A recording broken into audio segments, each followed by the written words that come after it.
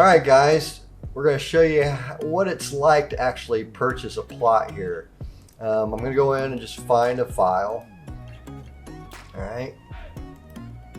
Nothing special here. I'm just looking for something just to show you how it works.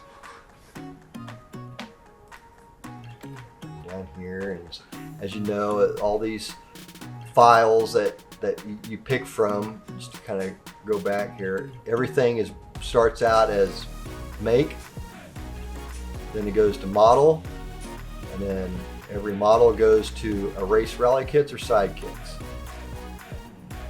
Pick this, and then these are all the available templates will show up at the bottom in blue bars. Okay, we'll pick one. It's important on rallies and stuff that you pick the right option. A lot of them have different things that tell you which one you need, via an antenna, a different style antenna. Some may have spoilers, some may not, some may be convertibles. All those are pre-cut kits, so you don't have to do any cutting. That's why it's important you get the right template that fits the car that you have. So basically, I'm just going to plotter cut this real quick, or pretend to plotter cut it. We'll purchase the thing.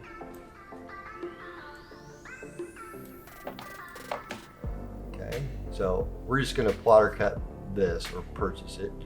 When you're ready to plotter cut, you go to plot, and what pulls up now is the Send to Cut Manager cloud. And what that means is all these templates are stored in the cloud, and the stuff that you cut is stored in the cloud now too, as well as your load and save drawings, which we can get into another time. But what that means is in case you accidentally closed Eagle Cut Manager down, or something happens to your computer after you hit this button and your credit card pops up, when you hit this button, it's going to charge your card and send it over this queue. So the cloud, sending to Cut Manager cloud, means that if you purchase it and you don't have this open and you don't see it, or for some reason Eagle gets shut down or something happens to the computer,